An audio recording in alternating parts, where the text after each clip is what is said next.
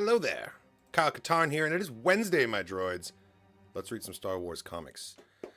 We've got a good one today. I'm really into the Star Wars Battle of Jakku Insurgency Rising crossover event. So far, it's been really fun. This is the second proper issue. But last week, we also got the first issue of Ewoks, which ties into this story as well. And, I don't know, of great personal significance, it heralded the return of Zuckuss. Yes. Zuckuss is my favorite voice to do! But here we are, continuing with issue 2 of the title series. We've got Leia. We've got Mon Mothma. We've got Bib Fortuna, for some reason. I'm still trying to figure that out, but I think I'm not going to have to wait too much longer here. This is a gorgeous Phil Noto cover, I have to say. Y-Wings flying proud. And these are still Y-Wings of the Alliance. We're not the New Republic quite yet. We're getting there. We're getting there. The actual Battle of Jakku is... I want to say it's weeks away, not months at this point. We're so close in the timeline. Digi, Napcakes, what's up, guys? Bib Fortuna looking very serious. Without further ado, let's do this. The planet Deveron. Oh, okay. The Jedi will head to Pilio, Yupitashu. Pilio! As in, like, the Coral World from the Star Wars Battlefront 2 campaign. That's where Luke meets Del Meeko. And these are those acolytes of the Beyond. So they already know about that plan. The Jedi will head to Pilio, Yupitashu.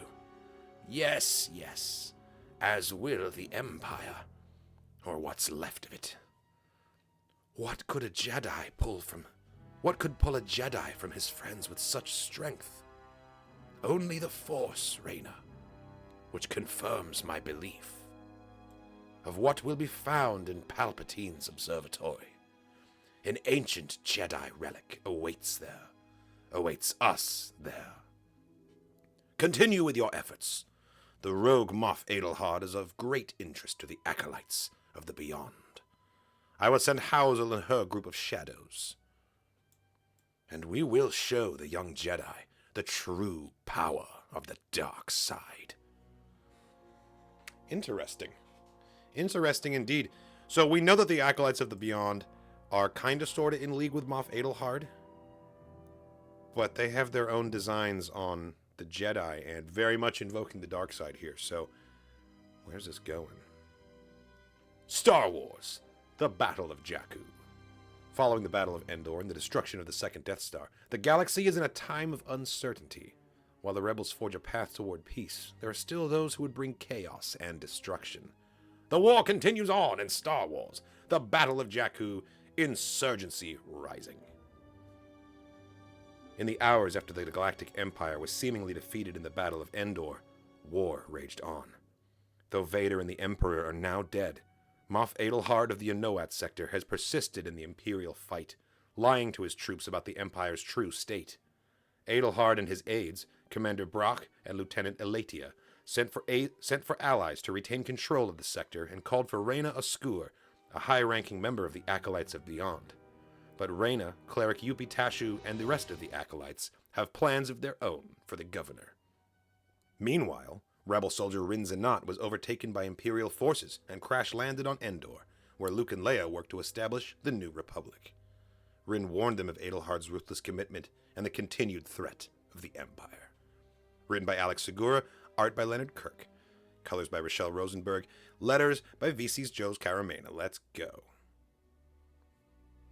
War moves slowly, dirge-like. Unlike the detailed histories read by future generations, with clear sentences and chapter breaks, wars rarely end neatly. And the Galactic Civil War is no exception. And the Galactic Civil War is no exception. In the wake of the Battle of Endor and the deaths of Emperor Palpatine and Darth Vader, the nascent New Republic is struggling for purchase, a small child straining to stand. The Super Star Destroyer Ravager. But there are many who would happily smother the child before it can. Emperor Palpatine's message went out almost immediately after Endor, as if he'd planned it. Oh yes, the messenger droids! Oh, this is so cool. Star Wars Battlefront 2 is getting so much love right now. The messenger droids is getting to hear about Pelio, the planet. Operation Cinder is to begin at once. Resistance, rebellion, defiance. These are concepts that cannot be allowed to persist. You are but one of the many tools by which these ideas shall be burned away. That's great. This is dialogue right out of the trailer and right out of the campaign, too. This is fun. Ooh, is that Ray Sloan? Yeah, it is. The orbital bombings have begun. Excellent, Grand Admiral Sloan. And may I add, the new title does suit you. Have you begun work toward all the targets? Yes, Operation Cinder has begun. Burnin Khan, mentioned in The Mandalorian, Candovant, Abednado, Comenor, just to name a few. Then, Grand Admiral, if all is going as planned, to what do I owe the communique? You never struck me as one given to chit-chat. I'm sure you've been briefed on the tumult in the Anoat sector. Yes. It seems our friend Adelhard has chosen to live in a state of denial. One that, under normal circumstances, the Empire would have applauded. But there is no normal anymore. I've spoken to our friend, Yupi Tashu, Sloan. I wouldn't worry about Adelhard. You have enough on your plate. So, do we know how we want to handle Adelhard? Quite the question, Grand Admiral. But every question carries with it a presumption. Which is to say, Adelhard is already being handled. The planet Darlin Boda, in the Anoat sector. He's already being handled. That's what, saying that he reached out to Yupi Tashu should tell Sloan everything she needs to know. He's being handled, and the Acolytes of the Beyond are going to be how it... I don't even know who this guy is. I don't even know who this red-cloaked Imperial even is. But it sounds like he's handling things. Adelhard is already being handled. And here he is, the man himself on the planet Darlin Boda, in the Anoat sector. The presumptuousness of this new republic amuses me. Tell me, pilot, did you and your underlings truly believe escape was possible? That you could hide anywhere in my sector? It was only a matter of time. You're fighting a fruitless battle, Adelhard. The Empire is fallen. The new republic is here now. Your days in power are over. Iroh, please, be careful. Is that so, rebel? Then please, educate me. What power was it that defeated you in the skies above? What power is it that holds your very life in its palm? It was mine, and it would behoove you all to recognize it. Oh no, Iroh! Yeah, I knew he was going to shoot that guy. As long as I live, the Empire lives. As long as I wield power, the Empire's flame continues to burn. Governor, it would benefit us to keep some of the... Yes, Lieutenant Elatia, I understand the needs for intelligence. Take the rest to the ship. Make sure they tell you everything about this so-called Republic, about their plans and their dreams. Look at them, they're terrified, just scrambling. Yeah, who's to say he wasn't about to just blast all of them? He seems a little unhinged right now. Look at this look on his face. He's like sweating, his eyes are wild, he looks crazed. This is the man in power, in absolute power in the sector. That's terrifying. Just imagine being a poor Slimo who has to live in the Anoat sector. This is the guy in charge? Make sure they tell you everything about this so-called Republic, about their plans and their dreams, so I may crush them. Chandrilla, provisional home of the nascent New Republic. We mustn't discount what is happening in the Anoat sector, Princess Leia. We should ignore nothing, Agent Barons, but as noted, the intelligence we've received elsewhere contradicts from our so-called operator. You doubt the source. Not at all, Mothma, but we mustn't ignore the reports this pilot, Rin Zanat. Yes, my point is we mustn't skim past her intel merely because it contradicts what else we've heard elsewhere. Ugh, goddamn. Yes, my point is we mustn't skim past her intel merely because it contradicts what we've heard elsewhere. But if her reports are true, we could be facing offensives from two meaningful cadres of Imperial forces that might not be aligned with each other. Then we are facing a more complicated situation than we ever envisioned. Calder, if you will, what is the latest on the situation? According to Zanat, Moff Adelhard has created a state of delusion for the people he claims to still govern. The Anoat sector, for all intents and purposes, has been cut off from the rest of the galaxy. He's created an iron blockade around an entire sector of space, and he's daring us to push back. The Empire has not fallen, the war continues. Adelhard should be careful what he wishes for. A brave and defiant stance, as always, Leia. But can we meet that boast? There are some remaining Republic forces in that area. Certainly not enough to defeat Adelhard without support. Then we build a team. Tight. People we can trust. We send them into the Anoat sector with clear orders. Assess the situation. Try to help. If needed, engage Adelhard. Or die trying. Who do you suggest, Princess? We need to keep the group small. Focused. The best people. Who we trust implicitly. Oh, we're putting together the team. Let's go. Kes Dameron. Pathfinders are unstoppable, and Dameron is one of the best. Rin Zanat. No one knows what lies past the Iron Blockade better than she does. She survived it. Jarek Yeager. Woo! Yeager! From Resistance! My boy! We knew that he flew in the Battle of Jakku, too. I'm so glad he's getting brought back in here. Before, when Uprising was announced, but we didn't know anything about the story yet, like, this was one of the things on my wish list, was whether or not we were going to hear from Yeager, because we know he has a Jakku backstory. That's so cool. And the fact that we're getting, like, Operation Cinder, the Droid Messenger, and Pelio, that's making me think that we might get Iden Versio, or at least Del Mico. Fingers crossed for that one, though. Jarek Yeager. He does it all, and does it well. Theresa Alern. A trusted intelligence operative. Someone who isn't scared to get her hands dirty. Alright, we've got our crack team. Let's go. Endor. We could really use your help, Luke. Adelhard isn't going to be very welcoming. I'm needed elsewhere, Rin. I feel something calling to me. Huh. Wish I had something calling me. Guiding me. What do you mean? Do you ever feel hopeless? Hopeless. Why do you ask? It's hard to describe. It felt like Endor was the end of something. This big win. But then I'm still fighting somewhere else, on the edge of the galaxy. And I almost die doing it.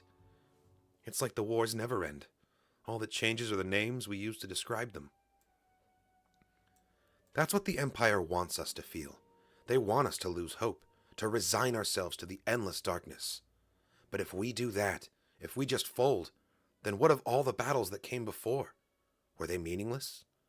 And what about the battles we have yet to fight?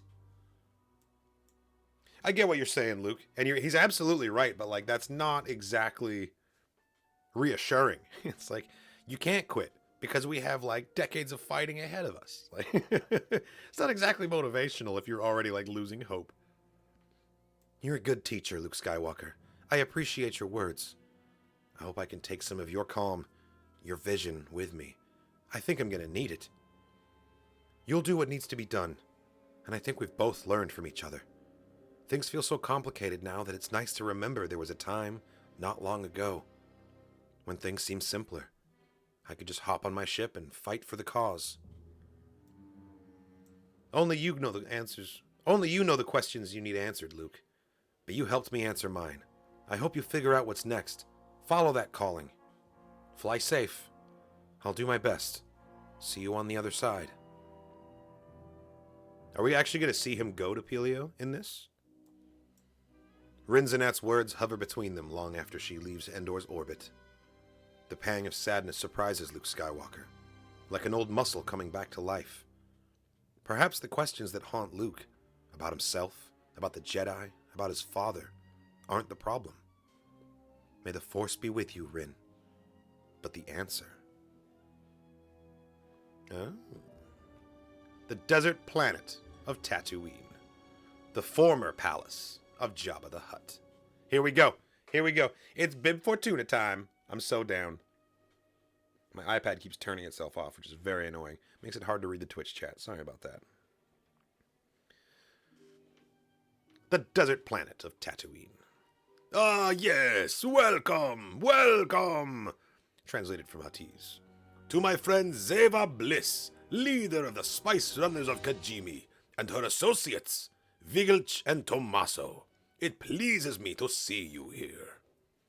Zeva Bliss. So this must be Zori's mother, right? Or older sister, perhaps, because it's 30 years have to go by. So yeah, no, that's her mom. That's got to be her mom, right? It pleases me to see you here. But you come as a surprise, and I hate surprises. It's a sign of disrespect, which makes me wonder, Zeva Bliss. Do your lackeys know how helpful Bib was to your rise, and your mother Zara's fall? Enough posing and preening. You talk as if your place here is any more secure than mine. Okay, not exactly a warm interaction. Oh, Zeva, there is no need for threats. I merely state the facts. There is much we can do together. In the spirit of your words, Bib Fortuna, we come with a proposal. One that we think cannot only benefit the Spice Runners of Kijimi as we strengthen our organization, but you as well. Tell me more, Tommaso. I imagine you've heard rumblings about the Anoat sector, the rogue Imperial Adelhard? Hurried whispers, nothing more. All communication with the sector is cut off. Nothing in, nothing out. Adelhard has become a dangerous wildcard to the Republic. He threatens to revive the Empire in a way no one expected. We plan to aid his forces. We hoped you would too.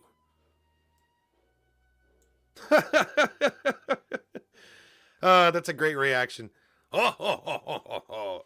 Zeva Bliss, have you gone mad? The Empire is in shambles, teetering toward death.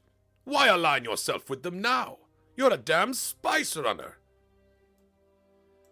I see. We have our answer. Now, don't ask rashly. Let's talk. We're business people. There's no need to storm off.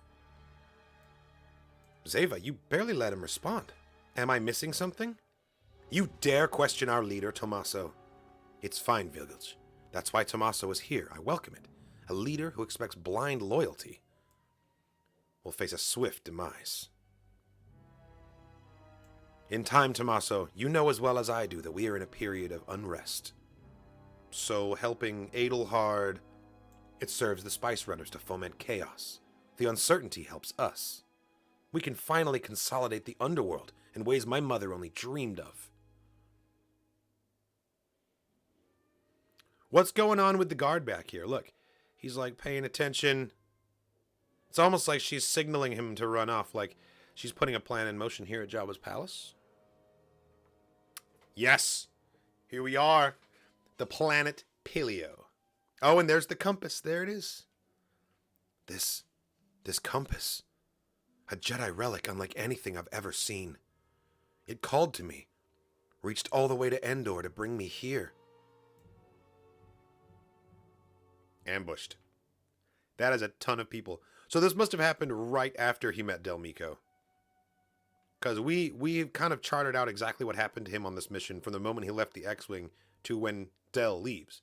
So Del's just left to go rejoin Iden, and then this happens. Bunch of acolytes just come wandering out of the bushes. Who are you? My name is Juan Housel. We are the acolytes of the Beyond. And you have something we seek, Luke Skywalker. A relic of a long-dead order. Not exactly. It's funny, Luke probably thinks they mean his lightsaber. Look at this guy. He brought a frickin' Bowie knife to a lightsaber fight. You gotta love that confidence. Take him! Reclaim the compass! I asked a question. Who are you? Ugh. Your names. Acolytes of... Oh, your name. Your name, Acolytes of the Beyond, means nothing to me. I don't like to be surprised. And I especially don't like to be attacked from behind. Oh, he is making a mockery of these guys. Look, just like force sandwiching them into each other. That's so good. Oh no, he's got a knife. We serve the Sith, Skywalker. We serve Vader and Palpatine. We are but shadows that flow beneath them, and we await their return. Darth Vader is dead. He just throws... Look at it. He just chucks her with one arm. Can you be so sure? You may keep your Jedi trinkets, Skywalker. Consider it a gift, and consider this a warning. Your compass will be of little use to you when the dark side overtakes us all. This is an interesting interaction between them as well. Because, like, the Acolytes come, they think they're just going to, like, get this compass from Luke that easily. I guess they didn't understand his actual aptitude with the Force, but they knew he was a Jedi. They knew he would have the skill set of a Jedi, and yet they thought they had a chance of taking this thing from him. So what went wrong there? Are they not as strong as they think they are, or is he just stronger than they expected him to be? I also appreciate that, like, we've got Luke shortly after Return of the Jedi in a fight against a redhead on a random planet, talking about Palpatine. This all feels very Mara Jade in a way, and I don't think that's where we're going with this, but it's kind of a nice visual nod that we're getting this moment here, you know? Your compass will be of little use to you when the dark side overtakes us all. On the fringe of the Unoat sector. What do you think the odds are here? We face any kind of combat, we're in trouble. Yeager's right. This bucket wasn't built for battle. I'm surprised it got us here. That's by design, folks. This is a covert mission. If we get in a dogfight, we've lost. Something troubling you, Dameron? Can't remember a time something wasn't. Our orders are clear. Get in, assess the situation, get out. Simple. You ever just assess a situation for the rebellion to learn? No such thing. We're gonna get drawn into something and... What's going on? Sensors are picking something up. Not something. A whole bunch coming up fast. It's gonna be ties. It's always ties. Oh, no, it's not. They came out of nowhere. A whole fleet of just like freighters and ships? That's a Corellian made right there. Not Imperials either. Not ours. But whoever they are, they've got us completely surrounded. God damn it, Zeva Bliss. It's the Spice Runners of Kijimi, and they're here to mess up the mission. Obviously, this isn't the end of the mission, though, right? Well, ooh, you know, I was about to say, Kes Dameron's on that ship, and we know that he's going to survive. But, like, Poe Dameron's already been conceived at this point. That happened during the celebration of the Battle of Endor. So, honestly, his parents could die at any point moving forward. Like, all of the times that they were featured pre-episode 6, it was like, okay, it's fine. Like, you know, they need to go on and do other things in the timeline. But I think we've passed the moments where they're central to, like, the plot, to creating Poe Dameron, to, like, everything else that we know about them. Now their future's uncertain. Like, this could be the end of Kes Dameron for all I know. I can't rely on... These characters have more to do for certain people in this story anymore. It's not like Aftermath. Zeva Bliss. I like that we're finally getting more about the Spice Runners themselves. I mean, we've got an Utapawan, a Twi'lek, a Klaatuinian, and a human. Well, 2 humans, I guess, if you count Zeva. It's also an interesting parallel there, too, because Kes Dameron's son, Poe Dameron, is going to join these Spice Runners in like 20 years or so. Yeah, I'm really enjoying Uprising so far, honestly. It's been a really fun crossover event. And I enjoyed the other ones too, like War of the Bounty Hunters, Crimson Reign, Dark Droids. They're all fun, but this feels like it's a different level of quality. And it feels like we're getting like, not to disparage the other stories, but this feels like an important story, you know? This is telling a very significant historical moment and how we got there with characters that we've spent a lot of time getting to know. So we're really invested in like a lot of the elements of what's happening here. And Bib Fortuna was also there for some reason. Kes Dameron faces death in the grip of a fearsome Imperial threat. Who is this mysterious Reina Oscure, and what does her influence over Moff Adelhard mean for the New Republic? Does the defiant Imperial have an Inquisitor by his side? Our villain consolidates his power, but at what cost? An iconic, familiar face arrives to save the captured heroes. So Luke is going to leave Pilio and go directly to the Unoat sector and maybe break the Spice Runner blockade and able to rescue these people. It's kind of what this blurb is making it sound like, but I don't think it's going to be quite that simple, quite honestly. And this episode comes out the day before Halloween. So in just about 2 weeks, we'll be getting the next installation here. Yeah, like I was saying, I'm really enjoying this. It feels like very meaningful and important storytelling just on like a historical level. Like the Battle of Jakku is a very significant moment. It's the official end of the Empire, right? The Empire that we've been like dealing with since 1977. Like this is a long-awaited historical moment, and I'm very, very much looking forward to seeing how they pull it all together. And the references are so satisfying. Everything from Battlefront 2 to Star Wars Resistance is getting its love.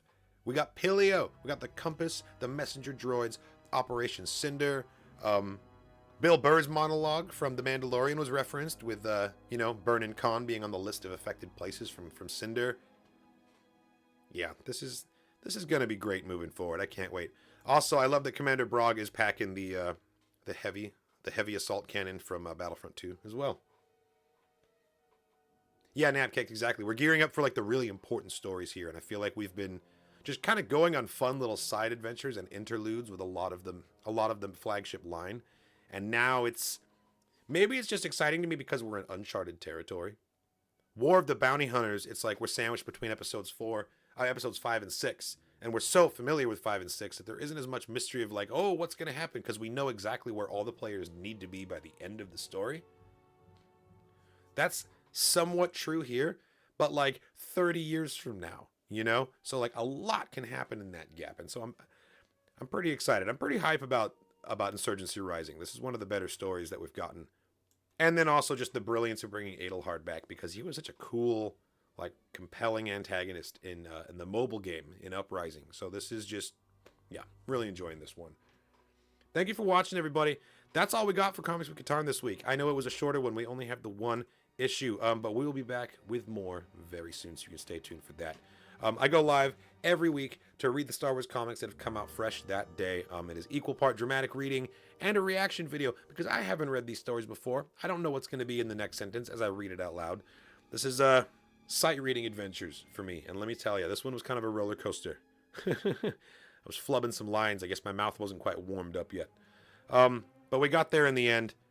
I'm enjoying all of the characterization that we're getting of people that we already knew, and then also characters that we briefly saw in canon, and then they were taken away again, like Adelhard in Uprising, Commander Brogg as well. He was also in that game. Yeah, I'm sure he's not gonna survive this story. I think that the 12th and final issue of Uprising will show us the downfall of Adelhard. But the fact that they're setting up Ray Sloan doing stuff, this Imperial with the red cloak, I'm not sure who he is. I don't think it's Brendel Hux, but I'm trying to think of who else it could possibly be. It could be a new character for all we know, honestly. Del Meeko, Iden Versio, and Admiral Versio are all characters that I would really like to see in some of these issues, but they got plenty of time. 12 issues, there's plenty of moments where they could drop those guys in there, so optimistic moving forward. Thanks for watching, everybody. I will catch you next week with Comics with Katarn. I hope you enjoyed this read-along. This one was a lot of fun. I'll see you next week, and as always, may the Force be with you.